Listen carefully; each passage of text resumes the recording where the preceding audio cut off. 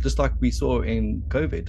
If you don't pass a certain criteria, you won't be able to get services. There's going to be a new world order out there. If you don't have a digital ID, you can't access the government. Total surveillance systems. Being able to control what you can buy, what you can't buy, because these products that you're trying to buy are too much carbon. We have to uphold our responsibility, which we have towards the next generation. They can actually track every product in the whole supply chain with this digital currency, and they know who's using them, who's bought this. The vaccine passports were a pilot. Support the journalism you want. We urgently need your help. Join others and donate today at brightlightnews.com. Ladies and gentlemen, welcome. We are here today with Sikh For Truth. It is an absolute honor. Thank you for joining us today, sir. The pleasure's all mine. Thank you very much. Thank you very right. much. Thanks for the invite. So you started doing some articles, some investigative research back at the start of the so-called pandemic, March, April 2020. You go under Sikh For Truth, SIKHFORTRUH on Twitter. And you also do some articles for truthtalk.uk. So folks, you can find him there. He's got important things to talk about. And that's going to be our first question. Since you've started investigating what's been happening with COVID and the lockdowns and the masks and the vaccines, you found some very alarming things. What is the number one overall fear that you have that compels you to continue your investigative work? Well, once you start looking down one route, it starts getting even more sinister. So very early on in 2020, we found websites that were appearing out of nowhere, which is basically credentials, these vaccine credentials. And then the idea came from a test strategy document by the Rockefeller Foundation, 2020. It's talking about vaccine credentials, and that will be the only way to open society back up. That's the only way you can get back to normal. Those screened must be given a unique patient identification number that would link to information about a patient's viral, antibody, and eventually vaccine status under a system that could easily handshake with other systems to speed the return of normal societal functions. Biometric IDs, yeah. So this was the whole plan. And when I started out in May, I was obviously got onto Twitter about April time, but when I started getting going, it was in July and August, where there was more and more information coming out, small fragments of information around immunity status, immunity passports, vaccine passports, health passports. They went under different names, and this was all before it became in the public's eyes. So I would do searches on YouTube, searches on Google. Nothing would come up, apart from sort of global corporations, and they've trialed these sorts of technologies out before. Gavi, ID 2020, Bill Gates' outfit. They've tied vaccine status to digital IDs in 2019, so they've already done it, and they trialed it in Africa. And it came to my attention. I reached out to a journalist, and he wrote an article for the RT, a Russian newspaper, a guy called, was it Neil Smith? So he wrote the article about vaccine passports. Normalizing the abnormal, from we're not planning COVID passports to they may be needed long-term in 3 easy months. And because basically the information he got from me and saying, look, we're going to have like a Chinese style social credit system type app that will allow you to, regain your freedoms, that type of thing. And that's what sort of accelerated and kickstarted my platform, because I think I was one of the first people to actually put this information out. And then the media started picking up on it, started writing articles, and it was the media that actually termed the name Vax Passport or Vaccine Passport. But before, they were called immunity status certification. So I knew there was an agenda of something. Maybe that was a part of the agenda going to be played out at some point in the next maybe several months. But we already started guessing. So you basically said this is going to be like, well, it's almost like, you probably don't see it like this, the two different classes of people. If you're vaccinated or if you're unvaccinated, you have all these rights. If you are vaccinated... That is what it is. So, yep. Can you describe for people? So we have managed very high vaccination rates, generally, without the use of certificates. But actually what it's become clear to me is that they're not just a tool to drive up vaccines. They're a tool for confidence. New Zealand was considered a COVID success story with just over 2,300 cases when the first COVID mRNA injections, in yellow, were rolled out February 14th, 2021. The second dose, in pink, came shortly thereafter. The booster shot, in green, was available late November 2021. The bulk of the booster shot uptake happened January and February 2022, after the Christmas holidays. And cases exploded to over 2 million starting in February. As for deaths, there were 41 deaths reported around the booster rollout in late November. After the increased booster uptake in January and February, deaths exploded by more than 82 times to 3,371 deaths as of December 18th, 2022. Second guessing to say, look, these contracts are being developed. The UK government were denying. So people like Matt Hancock, there was other ministers who were asked the questions about these vaccine passports, whether we could, return to normal life with them, and they kept on denying it. We're not proposing to have a sort of immunity certificate that allows you to do different things. They were signing contracts, there was things going in the background, but once you start looking at that in isolation, then you realize that actually that's a part of a bigger schematic for a larger, much broader digital identity platform. And so we're working with countries around the world on the basis for this and how that vaccine certification can happen. We'll also make the NHS COVID pass mandatory for entry into nightclubs and venues where large crowds gather. And this is all about the fourth industrial revolution. So this is about using COVID as an acceleration point. COVID is critical because this is what convinces people to accept, to legitimize total biometric surveillance. If we want to stop this epidemic, we need not just to monitor people, we need to monitor what's happening under their skin. To go down the trajectory of the fourth industrial revolution and accelerate these technologies and make them household items. So, Sorry, just to interrupt. Can you just explain what the fourth industrial revolution is? It's not a term that's been termed by anyone else apart from a guy called Klaus Schwab at the World Economic Forum. He came up with it in 2014, and he wrote a book on it in 2016. But he basically says we're at this cusp of a new technology revolution. It's a whole panoply of technologies which interact and which completely will change how we produce, how we consume, how we communicate. In the fourth industrial revolution is a fact that the winners take it all. We want to come out as a more sustainable, more resilient, and more inclusive world. Which is like 23 different technologies. So you've got quantum computing, you've got laser printing, 3D printing, you've got DNA gene editing, and all this sorts of stuff. 5G, 6G. So all these, it's a panoply of different technologies, and we are seeing that play out in real time. So once the COVID came in, those technologies got a boost because they want to use technology for everything. And COVID wasn't, obviously the RNA vaccines, that's fourth industrial revolution technology. They use that. They use the contract tracing. They use the digital identity. Now they're bringing in these digital wallets now. And obviously you've got the CBDCs, which is the blockchain. That's a part of the fourth industrial revolution. So Klaus Schwab and the Great Reset, they termed this phrase a long time ago. The COVID-19 crisis has shown us that our old systems are not fit anymore for the 21st century. We need a great reset. It's now playing out, whether they're using these crises to accelerate these plans or they have these technologies in the background, they're just waiting for them to come into play. A surveillance state. Oh, yeah. So like very early on in COVID, we could see reports coming out of China. So they already had their WeChat app and their health code system, which basically, green, amber, red, and we saw the videos, and people walking around, they can't access shops and cinemas and pubs and stuff like that unless you've had a green status. And the West was saying, well, that's a good system, isn't it? Why don't we have one of those? But meanwhile, they were setting all that up.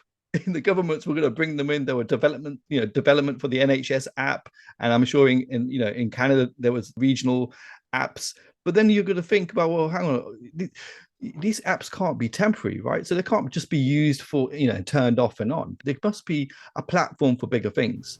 But we saw that with Apple and Android phones, both installing these COVID tracker apps on your phones, whether you want it or not, through an update, right? That's right.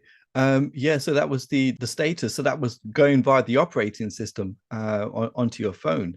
I mean, yeah, my fear is more and more surveillance, I guess. But I think people are getting used to that, aren't we?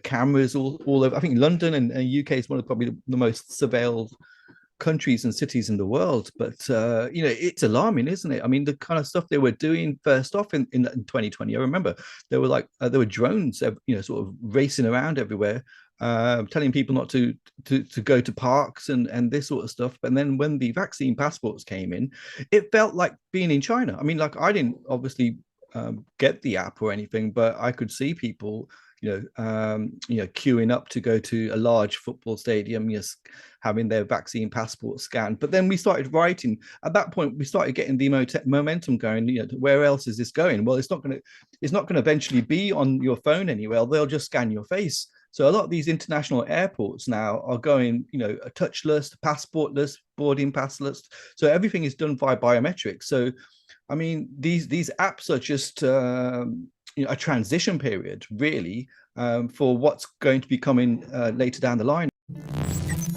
China has completely de-emphasized privacy and freedom of movement during the pandemic. In the brain of Shanghai's Pudong district, every suspected COVID-19 case is monitored.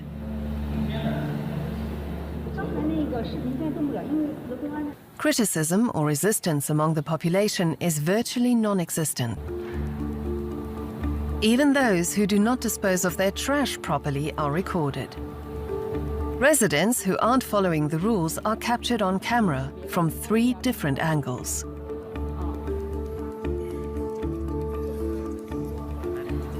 The so-called brain acts swiftly. Whether it's an illegally parked car or unsolicited advertising, offences can be handled by patrol officers who are connected to the control centre via a mobile app. I was doing research in sort of 2021 where there was large stadiums in the US. Clearview do sort of biometrics, health, and tie that back to your digital identity, tie that back to your health status, and it turns green when you access the entry point at the the soccer stadium or whatever like this. So that's the future. I mean, touchless, because it's all this COVID. We don't want to touch anything anymore. We want to go near people, so it's more safer and it's more reliable. And the other selling point, of course, is convenience, right? Convenience, yes. You can have your driver's license, you can travel the world with just an app or a chip, maybe in your wrist, like they're doing in some of the countries, like in Sweden, South Korea. So once you start looking at this, once you start peeling back the layers, okay, it started with the vaccine passport, then now it moves into like a digital ID. Then the EU have been talking about this wallet. Okay, you can now use it to apply for banks, for loans. You can have your university's degree certificates in there. And this is the whole Microsoft's, well, it's not Microsoft, this is Bill Gates's outfit, ID 2020. This is, having an identity of yourself. You can prove who you are in the digital world, and it will apply in every setting. It would be a government setting, a local setting, within on the website. You can identify who you are. You collect all these credentials along your life. I think India now, they've got a massive digital identity system. It's been implemented for perhaps nearly 10 years now, the Aadhaar system, and that's been going on for a long time, and it's 1.4 billion. Yeah, and of course, Bill Gates backs India's scheme to make a database of every citizen by scanning people's fingerprints and eyeballs. Bill Gates, yeah, Infosys, yeah. So you got these big tech companies certainly driving the agendas or pulling the strings, or bringing these technologies into play and using maybe COVID as an excuse to further this strategy. Nobody will be safe if not everybody is vaccinated. I have no problem with tech. I think tech is brilliant. It enables us to do so much, but obviously it goes both ways. You can use it in a good way, or you can use it, to surveil, to gather information, to collect data, to make analysis, to make predictions, to make forecasts, to control, and to socially engineer society. Obviously working in the data team, I know all about that. KPIs and performances and data with data. That's the most valuable resource right now. And that's what that will make every company successful, is the data they hold. Right, and obviously this is exactly what's happening in terms of marketing on the internet. I mean, they know everything that we do, everything that we read. And I watched an interview with Edward Snowden, the NSA whistleblower, back in, I think, just before COVID came out. And he talked about the fact that 5G, because of its ability to transmit information so quickly, geolocate somebody to the second, that, he said this is turnkey oppression. And when we think about it, because if you tie together health apps with the ability to know that, hey, somebody is watching this video on this politician and their heart rate is going up, well, now we have 7 people who all have that same profile, who all buy the same books, meeting in a park, right? Well, it's actually incredible that police can be there within seconds, or at least have tracking of all these people who are now considered to be dissidents or domestic terrorists, especially with the ramped up narrative. I think that a lot of people are being awakened to that. Anybody who goes counter to the narrative of the government is a far right-wing extremist. Racist, I was up at the convoy and they said racism, like, what are they talking about, right? Yeah, I mean, this surveillance apparatus, and we saw this after sort of 9/11. There was a massive ramping up of, airport security and all this, and it's just continued. And after every single crisis, you seem to have more online safety bills, more censorship, more control, more surveillance, more apps, more snooping. And there are various different organizations that track all this, but I mean, it's not an area that I'm too much involved with. I just wanted to sort of bring the information out and sort of bring more balanced sort of reporting, because when I started up in 2001, no one was talking about this. No one was linking these different things together. And maybe there might have been a few handful of journalists that were looking at this and said this whole agenda is about, bringing in digital ID, bringing in biometrics. And, I looked at that angle as well. And I looked at some of these companies involved, like the World Economic Forum, like ID 2020, like Linux Foundation, and all these companies, and tried to sort of work out if they had an agenda already, and you had politicians coming out. You had like our former PM, Tony Blair, saying, biometric IDs it's going to happen, and Bill Gates, I think he said, he's one of the first people that said, the only way we'll come back to normal is with an electronic health ID. He said that back, at the start. As people come into the country, do they have a digital certificate that says whether they've been vaccinated or not? I mean, I think that's where this is all going, and that's where these central bank digital currencies are going to have their home now, in these wallets, right? These online apps. Just before we get into the tools that they're using to achieve this, what is the worst fear? What is your worst fear if all of these tools are implemented? This surveillance state, social credit system, what does that mean to the everyday person? What would it look like? How would it impact their lives? Why should they care about this and be worried? So these are the building blocks, right? So the vaccine passports were a pilot. That's all they were. They were just a UAT test, just to see if the overall technology. But once the wallets come in now, and then the currencies, being able to control what you can buy, what you can't buy, because these products that you're trying to buy are too much carbon. We're developing, through technology, an ability for consumers to measure their own carbon footprint. What does that mean? That's, where are they traveling? How are they traveling? What are they eating? What are they consuming on the platform? So, individual carbon footprint tracker. This control system now is going to be forced upon everybody via a net zero climate agenda, where you won't be able to purchase certain things because of their carbon values. And my fear is, like a China, like a social credit system, or they have it for behavior. Well, it's the same. They have it for different types of behaviors. We'll have it for a slightly different subset of, good behaviors or bad behaviors. Because in China, you probably won't lose credits around the environment. They do similar sort of things there, right? So, depending on who you talk to and if you pay your bills on time. But here, I think it will come It'll come gradually. It will be behavioral change. It will be like a psychological nudge, one step at a time. And it will start with being a good citizen for the environment. And so that's the nudging, that's the psychological behavioral change. Sorry to interrupt you, but if you don't do this, what is the consequence? We know in China that, if you're a good compliant citizen, your social credit score goes up, you're able to have a better job, travel more, your kids can go to better universities. What will it look like if you don't comply in this world that we're now seeing unfolding? That's right there on the internet for people to investigate. Well, you could have those services simply denied. So you will not be able to participate, just like we saw in COVID. If you don't pass a certain criteria, you won't be able to get services. You won't be able to get government, benefits. If you don't have a digital ID, you can't access the government. So it's exclusionary in nature as well. So, they talk about, the unbanked, and 25% of the population don't have a bank account, and but having such systems in place, many have said this, it will drive a bigger wedge.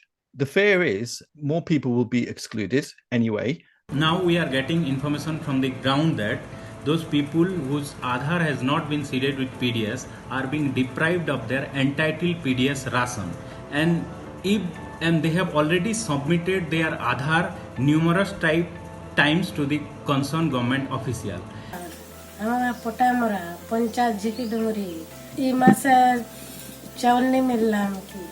Even the relief provided to children is not being taken on board. This person, she was not getting her pensions because of Aadhaar authentication failure, and the officials asked her to get a phone because she can get her OTP on the phone, after which she can get her wages. And she showed me her phone. She spent about 1,500 rupees just to get a 200 rupee monthly pension. But these are just violations at so many multiple levels. And even if you do get into the system and use it and become a good reliant citizen, you could lose that at a push of a button if you do something wrong. You could lose access to your cash. You could lose travel rights. You could lose ability to maybe, enter a hospital. In British Columbia, students will soon no longer be able to apply without having digital ID. Applications for student loans now recommend using the BC Services Card app, which is a digital ID to prove who you are online. We're seeing all sorts of these things. There was a tweet put out by somebody in the UK who said he went to the local Tesco and had a distressing experience. I can only enter the store if I download the app and sign up to Club Card. We saw this during COVID. There were people being shut out of supermarkets because they didn't have a vaccine. Yeah, exactly. That's exactly. That's a really good example. It was a Tesco in London, Holborn Tesco, and it's all completely, cashless, touchless. Already cashless there. Yeah, cashierless. So, but you've got to have an app to go in. And what if you don't have a phone, or your phone doesn't have a battery, or you don't want to install these apps? You just can't use the service. And Amazon have similar stores opening up where there's biometrics everywhere, cameras. It's a surveillance store. So once you're in, the cameras in the ceiling are going to track your movement and track what you pick up. You've got some people who have no problem with this, right? They'll download the apps. You can... but yeah, precisely. They own everything anyways, and you know what? It's so convenient. I've got everything here in my little chip. I can open up my condo door. I can, anytime I can book a dental appointment. Yeah, technology is great when it works for you, but what happens if you say the wrong thing? If you, maybe publish an article, criticizing your government. We saw it with Kanye West. Having his bank accounts paused or, suspended. We saw it with the truckers, having their bank accounts, their credit, their wallets closed down. We saw it in Brazil a few weeks ago, protesters having their banks closed down. Even in Pakistan, in China, have your digital IDs turned to red, forced to red.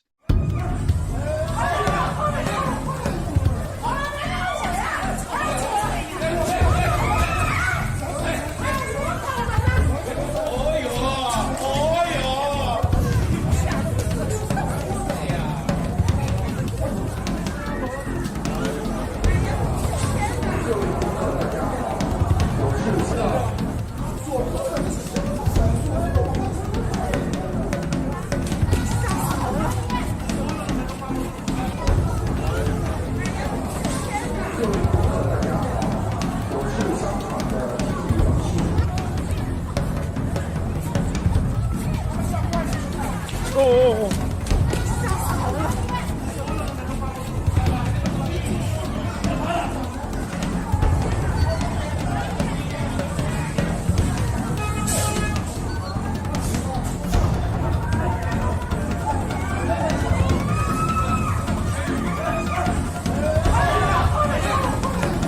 you can't do anything in society anymore. You know, it gives them so much more control out of a touch of a button, and it doesn't even have to have an excuse. I saw a bunch of people running towards a kiosk to show that they were in the vicinity of somebody that was identified as COVID positive, but it marked everybody COVID positive, so they had to run to this kiosk and show their app before they could get cleared or somehow prove that they're not COVID positive. I mean, these are all like anxieties and fears that people have, and there is a lot of stuff on Twitter, social media platform, about, oh yeah, what if the government, the government could do this, the government could do that, but I think we've got to be careful. I think we don't want to drive fear too much. We have to have optimism. We have to obviously drive solutions and have solutions. But this is only going to happen if we allow it to happen, right? And so I understand the case about highlighting, this is what could happen if things go wrong. Look at China, or look at other countries in the world.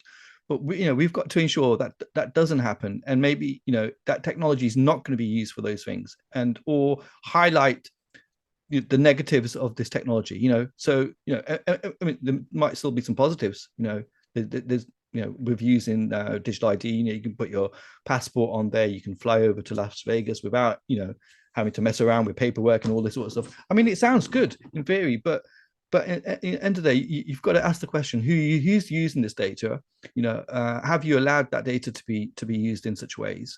But then you've got obviously the security services and the intelligence services and all this sort of stuff, as well as big tech companies.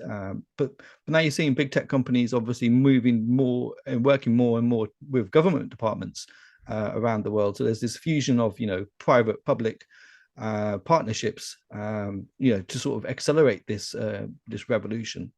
Yeah, definitely. That big tech platform being basically an arm, an extension of government policies and that narrative. I mean, it's a huge thing. We know that social media is now part of the mainstream media. Look at Dr. Aseem Maholtra, first double-jabbed UK doctor to come out and say, you know what? My dad dropped dead at 73 years old. He was the vice president of the British Medical Association. He was healthy. I knew his blood work. Should not have dropped dead. He was healthy. And that made me investigate. Then he comes out with a 9-month peer-reviewed study on the damages and harms of these vaccines, quote-unquote vaccines. And that analysis that I've done when you come to the benefits show that the efficacy is, let's put it this way, extremely poor. 2021 versus 2020, this is in my paper, we have 14,000 extra unexplained out-of-hospital cardiac arrests in this country alone. Israel data, 16 to 39-year-olds, they did a very rigorous analysis, 25% increase in heart attacks and out-of-hospital cardiac arrests in 16 to 39-year-olds, specifically associated with the vaccine, not associated with COVID. And on that point, I think people need to be very wary of news reports coming out suggesting that COVID is suddenly causing heart problems. I don't buy it. And the reason I don't buy it is a lot of this stuff could be a deliberate PR machinery from pharma. This isn't conspiracy theories. I think what we're dealing with now, with hindsight, is perhaps the greatest miscarriage of medical science we will witness in our lifetime. And and he came out with a powerful statement. He said, he put up a post on Facebook. He was suspended. And then he said, Mark Zuckerberg is an enemy of democracy. Yeah. It can't be put more clearly than that when you as a doctor, physician who was once as accepted as a hero for the vaccine narrative, looks at the data and says, hey, hold on a second. I'm seeing something new here. This is the real science. And then you are suppressed, compelled. Okay. So Glenn, I mean, when the COVID thing hit, there was 95% of the population or 90% of the population went along with it all. 10% sort of thought, hang on, something not right here. And they started their own investigations, and even people who went along with it, at some point of their journey, they started to question, right? So, I mean, what happens, say 5 years or 3 years down the line, they pull out another false flag or use a national or an emergency to accelerate their gains even further. But this time, all this infrastructure is already in place. They can control everything. So your access to Facebook, Twitter, your banking apps, everything's all set up. So in a push of a button, they can deplatform you from every single YouTube, every single platform, because you're now in the new pandemic or the new false flag. You're now a dissident. I think we're going to have to think about a recalibration of a whole range of human rights that are playing out online, from freedom of speech to the freedom to, to be free from online violence, or the right of data protection to the right to child dignity. And so we've got to shut your voice down before you can alert the rest of the folks. A radical plan to crack down on social media abuse is being considered by the federal government. Essentially, it will work the same as a passport. Australians forced to submit 100 points of identification, like their driver's licence or passport, when using social media accounts like Facebook and Twitter. Now, police would have access to those social media accounts, and it's all part of a crackdown on online abuse. Now, users could be liable for defamation suits or even criminal prosecution, and it's all part of a plan hoping to deter people from engaging in bad behaviour. That's what my fear is, We're actually seeing that here with Bill C-11 coming through. It's just before Senate for the third reading. If it goes through, it'll give the government organization, the CRTC, Canadian Radio, Television and Telecommunications Commission, the power to say that you are not Canadian content enough. So we will not allow you to put your stuff up on the internet. 4.2 allows the CRTC to prescribe by regulation user-uploaded content, subject to very explicit criteria. That is also in the Act. So basically any dissenting voices who, in this era, have become domestic terrorists, purveyors That's of right. mis, dis, and malinformation, right? And the irony is that the governments and the mainstream media are the greatest purveyors of this mis, dis, and malinformation, calling people who are speaking the truth. Then those very terms, gaslighting. That's what they're scared of. They're scared of the truth, but they are also have to, make sure their narratives come out, and it's their narrative or nothing at all. And they'll blame everyone, blame us for obviously being domestic terrorists, or blaming the truth seekers for something along the lines. That's my fear. I mean, once all this comes about, and obviously not only your social media platforms, they can shut down your banks financially. They will try and ruin people. And I'm glad you picked up on Maholtra and other truth-seeking scientists and doctors. They've done some absolutely remarkable work, over the past couple of years. And I started writing articles, putting two and two together, saying maybe shining a light of where this might be going, and then that's obviously brought in big names, so big connections, and thankful for my work, and Can you tell us whose connections that you have that maybe where we could find them? I've got one big follower that started following me about a year ago, and that's Mr. Joe Rogan. Oh wow. Podcaster. Yeah, so he's tweeted some of my tweets in the past, and Maholtra follows me, and there's lots of big names that do follow me. It's amazing your investigative work.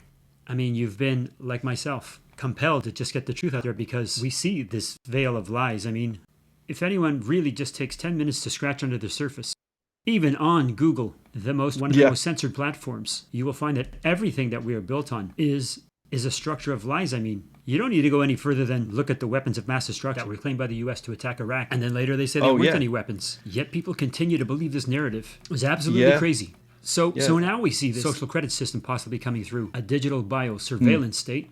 COVID vaccination could become our future ticket to international travel and possibly even determine where you can shop or eat. So how do you prove you've had it? Nine's Fiona Willan explains. Once you get a COVID-19 jab, you can access your vaccination certificate in 4 ways, or by logging into your MyGov account and visiting Medicare, where you'll find it on the Australian Immunisation Registry. And to make that process more secure, the government has now linked MyGov to the nation's digital ID system, MyGov ID. And of course, the vaccination certificate that will be available for Australians will be available through MyGov, and digital identity is the safest, easiest way to access MyGov. The digital ID isn't just for downloading your vaccination certificate. It can currently be used to access 75 government services online, and the plan is to expand it to the private sector so that you can use it to check your bank details or your electricity bill. It replaces the traditional 100-point ID check that you'd usually do at a bank or Australia Post. Well, if you want a quick, simple interaction with a government service, you can use your digital ID rather than presenting physical ID. 2 million Australians have signed up for a digital identity, and the government wants more people to do it as the vaccination program ramps up to ensure your details are more secure and you're the only person who can access your certificate. Through CBDC, central bank digital currencies, and if people want proof of that, you got Rishi Sunak, who said, "Today, I'm proud to say that under the UK's presidency, the group of the world's 7 most advanced economies, the G7, is launching a set of public policy principles for retail central bank digital currencies, CBDCs. Central bank digital currencies could be a digital version of money, a bit like a digital banknote that could be used alongside physical notes and coins. Our shared objective is to ensure that CBDCs will be grounded in long-standing commitments to transparency, the rule of law, and sound economic governance." the digital note that'll go alongside physical cash, of course, for G7 countries and beyond. The digital IDs we know are happening. We know that people aren't getting cash anymore or being able to use their cash anymore. We know the pandemic treaty from the WHO, where they want to basically be centralized unit, where it's a one world top-down dictate that will be used to determine what is a pandemic, what measure can be used, lockdowns, masks, vaccines, what drugs can and cannot be used. I mean, they want to, the WHO wants to go above and beyond all national governments to dictate what is a pandemic, when they're called, and how they will be implemented. These protocols, it's absolutely nuts. And people are oblivious. Yeah. I mean, this thing obviously started with the pandemic and stuff, but then it kind of branched into different areas. Then there was like a technological agenda, technocracy agenda. Now there's a banking agenda. Now there's a world treaty agenda. So once you start going down this rabbit hole, and there's many people now on this journey, it just doesn't end. And then you realize how big it is. How much of a panopticon this actually, they're made aware of it, and you feel, a lot of people are backed out of this, and are very helpless. But I mean, there's, as long as we continue to do that in a positive way, without ramming it down people's necks and throats, and just trying to stay ahead of the game. And there's lots of investigative journalists out there. There's lots of journalists that are doing really great stuff and in different areas. But I mean, I've looked at some of the stuff that's been going on with the banks. So there's banks now in Australia that are linking their customers transactions to their carbon footprint. And so this is where it's all going. It's about measuring your performance, along with your peers, and it's to do with this, this ESG stuff. So everyone will have now a business type ESG scores, like a carbon limits. And this is where it's all going to, like, in this whole energy situation now, which is kicked off with the Ukraine. This is all about moving towards this green agenda, to go off fossil fuels and looking at how much you're consuming. But yeah, they're really driving this at the moment. This individual, green police, you're policing yourself to use less energy, to use, as the costs drive higher. Barbecue usage tells you when the barbecues have been used over the last month. Now, imagine you're in a climate lockdown. You're told no one can barbecue meat because you're saving the planet, and you come down here to use one of the barbecues, works out who's down here, works out someone's using the barbecue, and the police come down to shut down your barbecue. You're having to think about, whether you should be turning appliances on, or now they're talking about having rewards in the UK. So if you don't use your appliances between 5 and 7 p.m, you'll get vouchers. And, and banks analyzing your carbon footprints for the purchases, if you maybe even stopping you from buying these things in the future. And when that's connected with a central bank digital currency, they can be programmable. They peg it to a fiat currency and they issue it rather than a cryptocurrency, which is decentralized outside of the system. No one issues it, but these are like programmable. and they can set expiry limits on them, and they can act as coupons. And, so you can only buy fuel with them, or a certain amount of fuel. You're only allowed to use them on to buy a green car, or an electric car. That's when, so the programmability of these instruments, the smart contracts they're called, where they're bits of codes, and the codes are going through the blockchain, and they are reporting back where who the recipient is, who the user. They can actually track every product in the whole supply chain. They can track with this currency, with this digital currency, and they know where things are, who's using them, who's bought this product. So it gives them so much more surveillance, like unbelievable amounts of surveillance. Australian cities are becoming digital surveillance precincts, with so-called smart city programs being rolled out across the country. Invasive technology such as facial recognition cameras, licence plate readers, smart lights, smart poles, smart cars, smart neighbourhoods, smart homes and smart appliances, all connected to wireless networks and communicating with each other. So let me tell you, your streets are spying on you, your mobile phone is spying on you, your cities are spying on you. And that's all tied into the net zero agenda, because we've got to have more renewable products. This whole 2050, by the time we get there, we need to have lowered our atmospheric CO2 levels and then the temperature of the earth by 1.5 degrees. This is the agenda that everyone's playing to. This elite, or you can call them elitists or whatever, they're all working towards this sustainable development goals 2030. And so I think COVID and this war, and maybe the escalation of the war and further things down the line, are all helping this agenda take fruit. And we saw it in last week in the G20. We saw Klaus as well, Schwab, and it was all about this. I saw the policy documents that came out the Bali G20 meeting, and it was all about Agenda 2030. It's all plastered all through every single page of that document is about sustainable development, sustainable climate, sustainable behaviors. And every decision they're making now is now for the climate. Healthcare professionals have said to me, if you think COVID is bad, when it comes to climate change, you ain't seen nothing yet. It's the grandmother of all health threats. They don't care about you or me. It's all about the climate. 6 devices in this park at the moment. That's down 50% for normal. These sensors up in this light, the Wi-Fi connections, they're all interlocked. There will be facial recognition cameras in there. These areas are all going to be geo-fenced, and there's going to be more data about you out there and what you do per day. You mentioned the G20. They just declared that they're going to be investigating putting in a global vaccine passport system. I mean, say goodbye to my body, my choice, and free travel. There's so much going on. You just mentioned some of the players. Who do you think are the players that are engineering all of these things into the narrative? We know that many of them are not, and most of them are not elected officials. They're the ones who are pushing this climate change and these environmentally sustainable goals. Meanwhile, flying into meetings with these billionaires in their own private jets. Who are these people? Well, I did look at the World Economic Forum, and I followed the 22 event in Davos this year in March, April, and I was obviously I watched as many sessions as I could.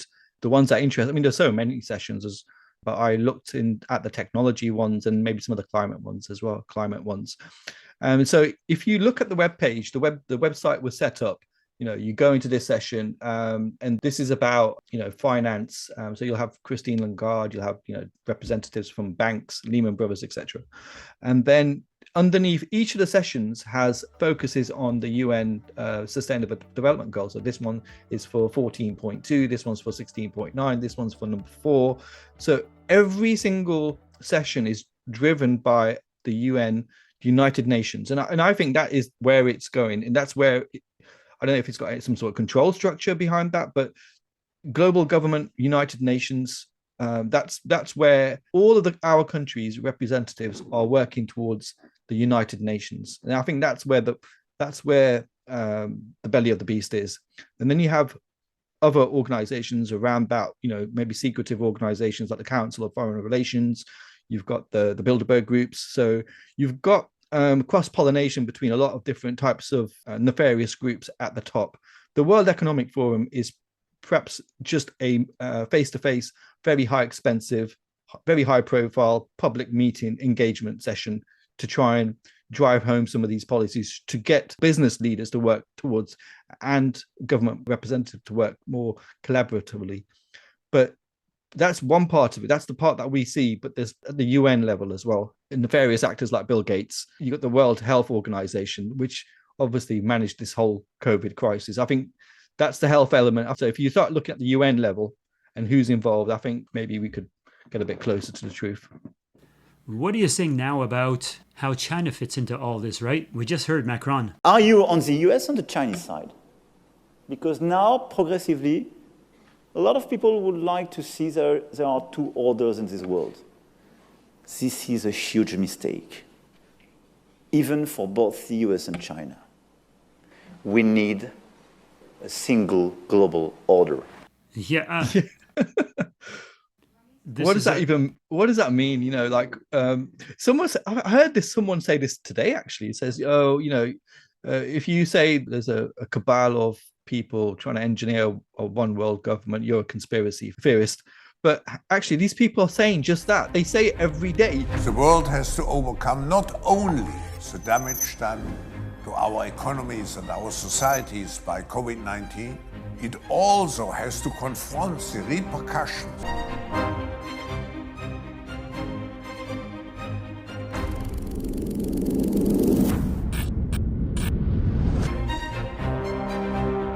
I see a future where the internet is available for free for everyone, and that means the location of power is going to shift. Decentralization of power structures everywhere may be the beginning of that shift in finance, in political power. We have to uphold our responsibility, which we have towards the next generation.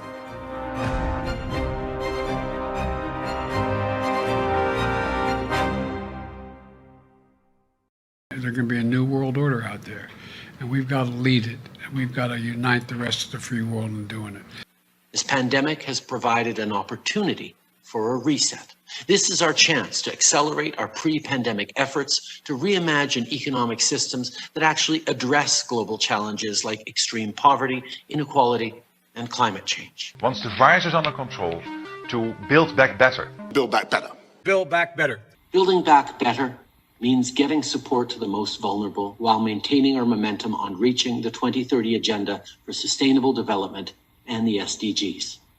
Canada is here to listen and to help. They say it every week, at every single time. They're saying we need global government. We need global government to do this. You know, these issues wouldn't happen if we all had one superpower at the top directing us all what to do. But yeah, what does that actually mean? You know, what does that actually mean in real life, global government? I don't know, you know, and no one wants Klaus Schwab yeah, as the head guy of the global government. Nobody will be safe if not everybody is vaccinated. You know, but you see all decentralized. I mean, the European Union is a classic example, you know, of country level gaining more power, you know, and before the powers were in the country, but then that's powers being slowly ripped off or taken away from them, and now it's at, you know, sort of EU level. So you have these supercontinent, the African Union, the European Union, the Asia Pacific unions, and then you have all these other conglomerates going on as well. But yeah, I mean, well, that's such a great point that you were seeing previously sovereign nations with their own laws to be able to govern their countries what's best for their citizens, now being sucked up and usurped their powers into unions. Let's take, for example, Pfizer CEO Albert Bourla pulls out of testifying at an EU Parliament COVID panel to discuss the trial data. And Bourla just simply said, I'm not going. No. What citizen in the world could be asked to show up to a parliamentary hearing and say, nah, forget it, I'm not going, I'll send somebody else. And then 9 weeks later, Pfizer boss refuses to testify to EU Parliament COVID panel again. And we know the collusion. EU Commission President Ursula von der Leyen can't find text with Bourla on the vaccine deal. The corruption is just so crystal clear for everyone to see. So the group of MEPs I've been following since October 2001. So Christine Anderson, Christian Terres, Rob Roos. So I helped amplify Christine Anderson's voice back in October 2001. Before that, she wasn't even on the map. No one even knew about her. So but those videos where the MEPs who came together to fight the vaccine passports, to fight the mandates. I helped amplify her voice, and she did thank me, and I've had her on my own sort of podcast and Twitter Spaces, and I've got a good sort of friendship going with Christine. But yeah, I mean, Albert Bula, he sent a representative from Pfizer. We covered it in our news segments. But yeah, we were working at the speed of science. Was the Pfizer COVID vaccine tested on stopping the transmission of the virus before it entered the market? No, we had to really move at the speed of science. I mean, it was good it came out like the way it did. Like, we already knew that in 2020. The WHO, Maria Kakova, she said people who don't show symptoms, there's no evidence that they can spread. We have a number of reports from countries who are doing very detailed contact tracing. They're following asymptomatic cases, they're following contacts, and they're not finding secondary transmission onward. It's very rare. So they had to backtrack on that as well. I don't know if you remember that. Yeah. And the next day she said, oh, you know what? I made a mistake. People misinterpreted what I said. But some estimates of around 40% of transmission may be due to asymptomatic. But those are from models. And so I didn't include that in my answer yesterday, but wanted to make sure that I covered that here. So let's start on the modeling as opposed to actual real-world epidemiological data. So if they can fool the world over COVID in that short amount of time, just imagine what they've been fooling the world for decades. For the same climate models, the same science, and who else knows? I mean, and that's what we're trying to do. We're trying to work out what's real and what's not. Yeah. I mean, like what you said, these articles coming out all the time saying, climate change and, it can make you have a heart attack. Climate crisis reporter Lee Yaron recently tweeted December 1st, the Ministry of Health told Haaretz that it has identified for the first time a connection between global warming and an increase in the number of hospitalizations of Israelis for heart, brain, and blood vessel diseases. On October 25th, Health Canada and the Public Health Agency of Canada tweeted that Canadians should learn about the health impacts of climate change. You just know they're just trying it on. There's no sensible, stories.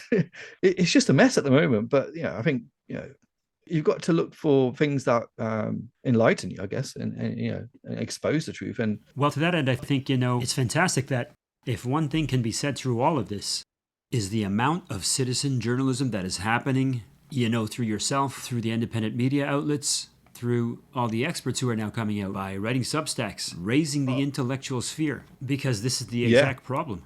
Carl Sagan said a long time ago, we've arranged a society based on science and technology in which nobody understands anything about science and technology, and this combustible mixture of ignorance and power, sooner or later, is going to blow up in our faces.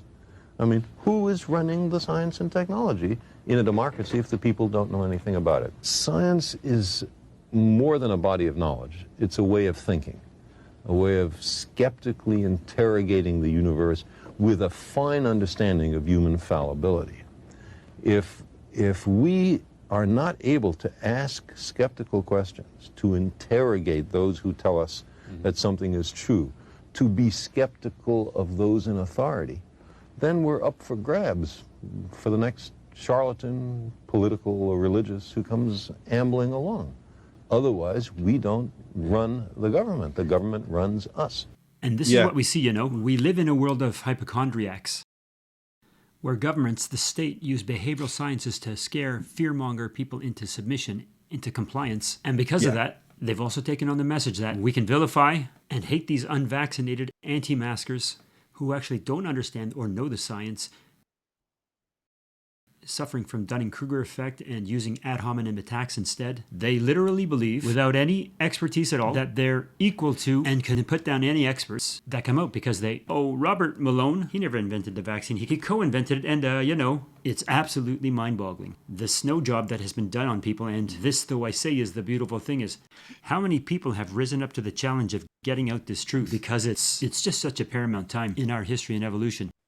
Yeah, I mean, there's some great, this has been a blessing in disguise for myself and many others. So, we're working on, obviously, with other writers now, other researchers, journalists, and not just people who are looking at maybe COVID, or we're looking at digital agenda, the fourth industrial revolution. Now this whole backdrop about transhumanism, this, where this CBD disease is all going, between these microchips and these brain implants, and right, the merging of machine and man, the transhumanism, the merging of man and machines. What the fourth industrial revolution will lead to is a fusion of our physical, our digital, and our biological identities.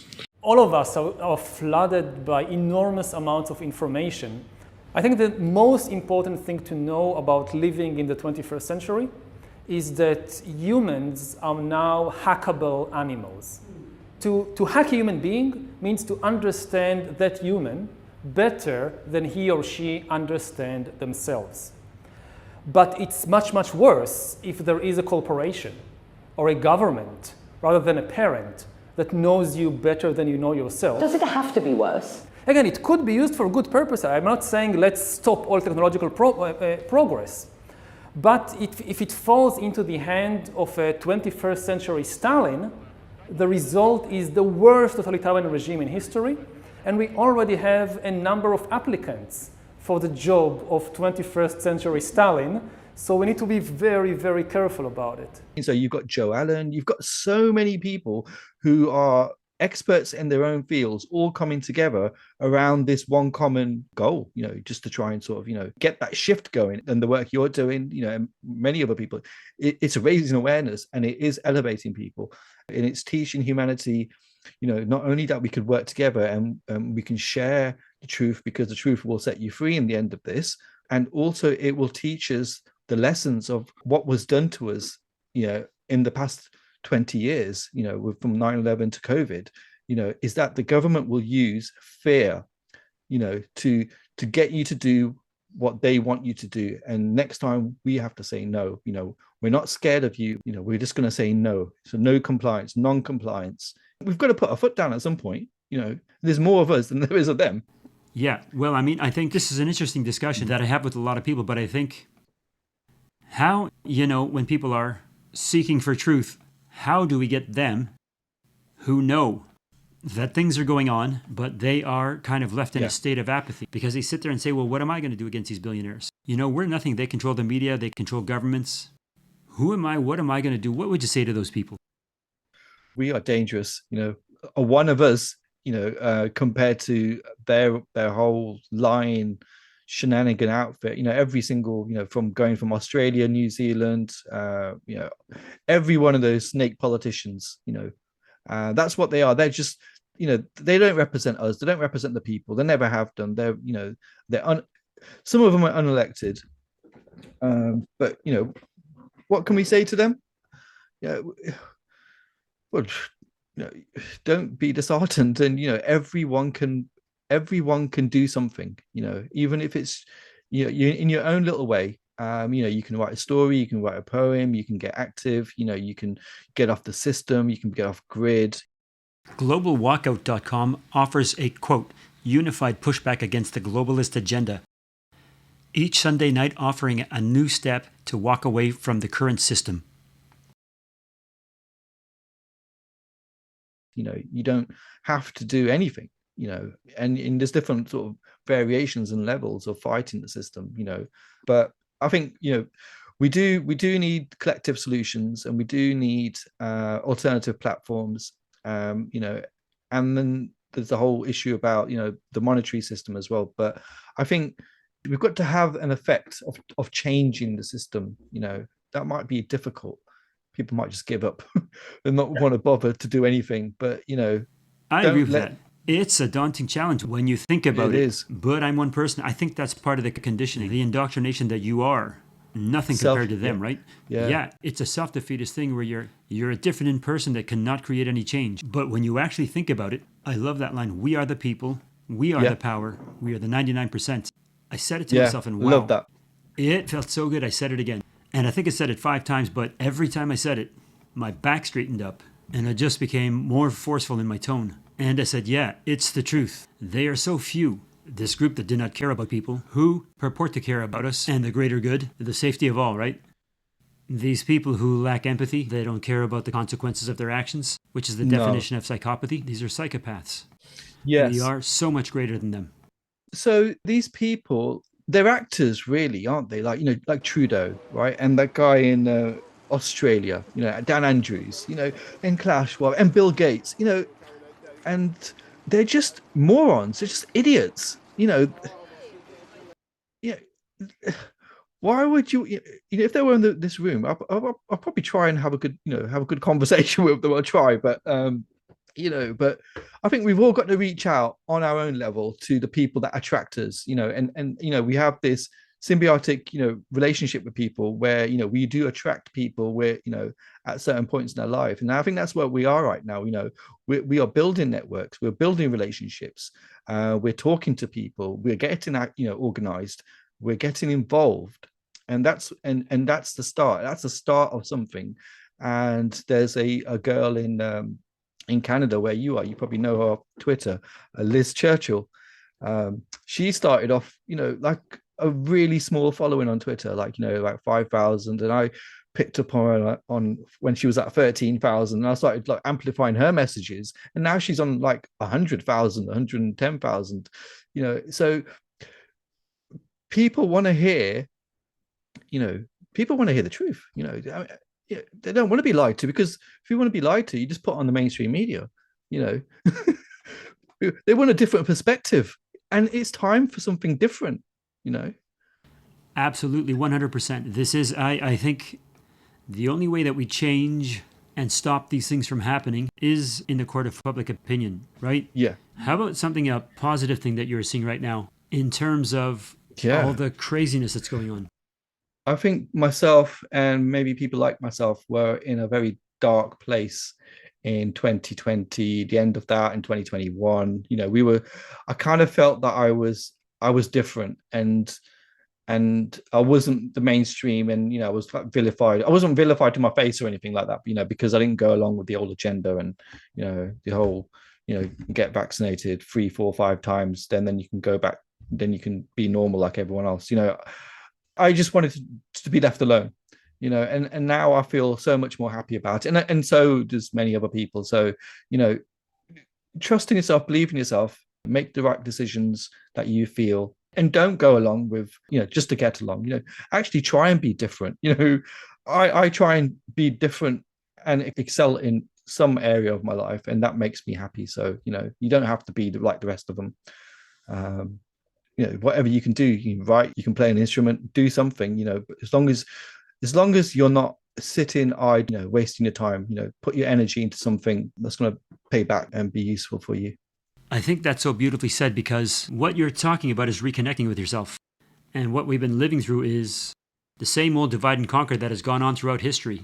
And not only divide and conquer within a population, but within ourselves. Disconnect ourselves from ourselves. Yes. Lose our voices and our confidence to move forward. So, Sikh For Truth, thank you again for spending this time. Sikh For Truth on Twitter. Please follow him and spread his message. He's incredible, the work that you've been doing. Thank you again for what you are doing. And hopefully we can have another chat again one day soon. Thank you very much. Thank you, Glenn. All right, cheers. Glad to be on. Brilliant. Bright Light News is bringing you the news and experts that matter, but we urgently need your help to bring you more. Join other supporters and donate $23 a month in 23 or in one-time donation at brightlightnews.com or by e-transfer to Gord at brightlightnews.com. And thanks for watching.